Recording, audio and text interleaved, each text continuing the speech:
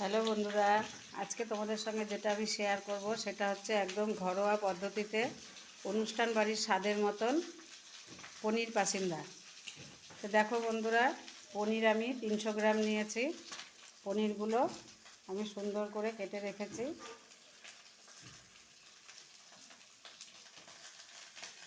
এখানে পনিরের মধ্যে যে চাটনিটা দেবো সেটার জন্য রেখেছি হচ্ছে পুদিনা পাতা, ধনে পাতা, কাঁচা লঙ্কা, আর দিয়ে দেবো তেঁতুল। তেঁতুল একটু দিয়ে এগুলো সব একসাথে আমি বেটে নেব। তা আগে দেখা যাক, পনিরটা আমি একটু মশলা মাখিয়ে রেখে দেব। মশলা কী কী দিতে হবে তোমরা দেখো। দিয়ে দেব লঙ্কার গুঁড়ো, কাশ্মীরি লঙ্কার গুঁড়ো,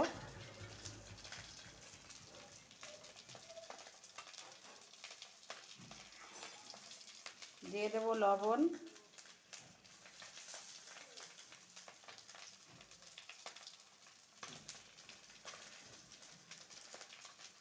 আর দিয়ে দেব একটু চাট মশলা। এটা দিয়ে আমি সব পনিরগুলো সুন্দর করে মাখিয়ে রেখে দেব। সঙ্গে থেকে দেখতে থাকো শম্পার স্বাদঘর চ্যানেলের রান্না যদি তোমাদের ভালো লাগে চ্যানেলটি সাবস্ক্রাইব করবে, লাইক কমেন্ট করবে এবং শেয়ার করে অন্যান্যদের দেখার সুযোগ করে দেবে। চলো এগুলো আমি সুন্দর করে একটু মাখিয়ে রাখি। তো দেখো সুন্দর করে সব মাখানো হয়ে গেছে। আমি একটার উপরে আর একটা চাপা দিয়ে রেখেছি। এবার এটাকে সরিয়ে দেব। এবার যেটা করব সেটা হচ্ছে একটা ব্যাটার তৈরি করব। ব্যাটার তৈরি করতে কী কী লাগবে সেটা আগে তোমাদের দেখাচ্ছি।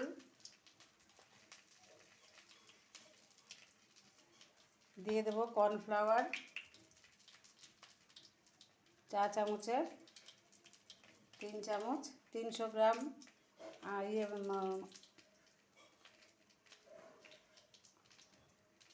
300 গ্রাম যেহেতু আমি নিয়েছি তার জন্য তিন চামচ দিয়ে দেব পনির।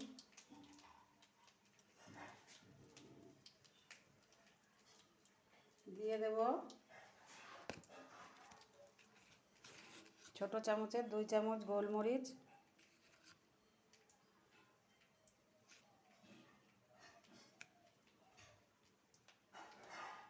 দিয়ে দেব চাট মশলা পরিমাণ মতন 2 চামচই ধরো দিয়েছি।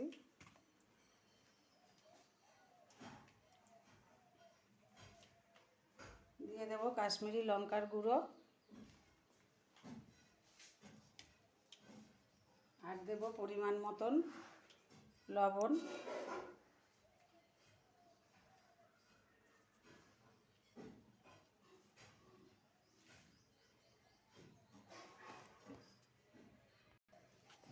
আর দেব মুচমুচে হওয়ার জন্য চালের গুঁড়ো।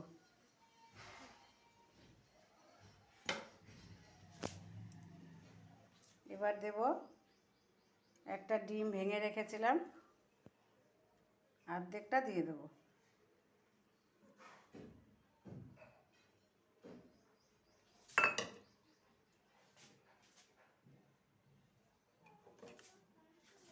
সব একসাথে মিশিয়ে নেব।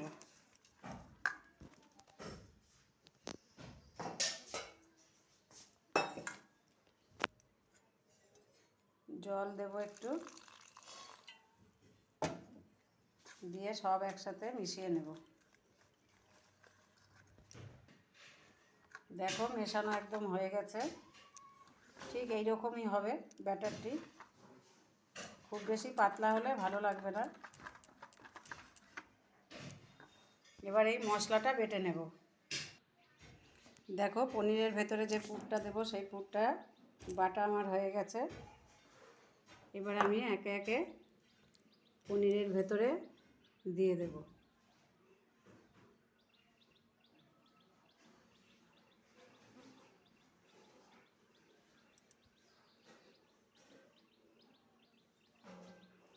একটা ভেতরে দিয়ে আর একটা দিয়ে চাপা দিয়ে দেবো। তোমরাও এইভাবে বাড়িতে খেয়ে দেখো, একদম ঘরোয়া পদ্ধতি। পুদিনা পাতা তোমরা চাইলে নাও দিতে পারো, শুধু ধনে পাতা দিয়েও করতে পারো। তবে পুদিনা পাতা খাওয়া খুব ভালো এবং খেতেও খুব স্বাদ।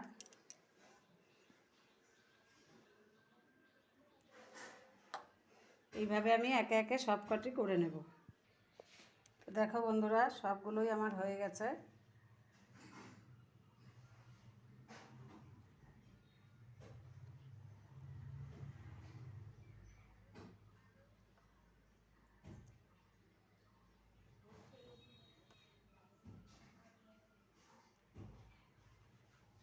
সবগুলোর মধ্যেই মশলা দেওয়া হয়ে গেছে।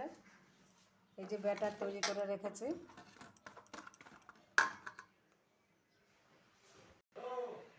তো দেখো, কড়াইতে তেল দিয়েছি, তেলও গরম হয়ে গেছে। এবার এর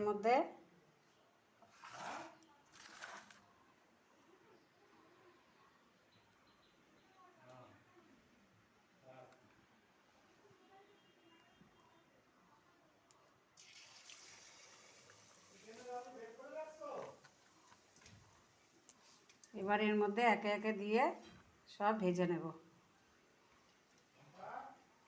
তো বন্ধুরা, সঙ্গে থেকে দেখতে থাকো। যদি আমার চ্যানেলটা দেখে তোমাদের ভালো লাগে, চ্যানেলটি সাবস্ক্রাইব করবে, লাইক কমেন্ট শেয়ার করে অন্যান্যদের দেখার সুযোগ করে দেবে।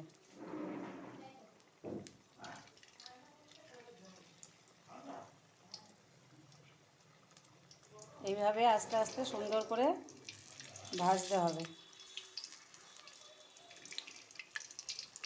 এই খাবারটি বিকেলে টিফিনের সঙ্গেও খেতে পারবে বা দুপুরবেলা ডালের সঙ্গেও মুখে দিয়ে খাওয়া যাবে। একদম ঘরোয়া উপাদানে তৈরি করা এবং খুব সুস্বাদু খাবার।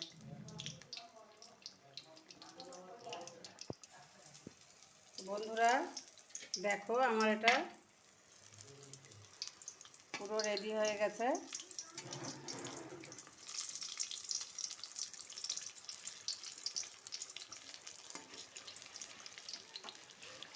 এইভাবেই সব একে একে ভেজে নেব।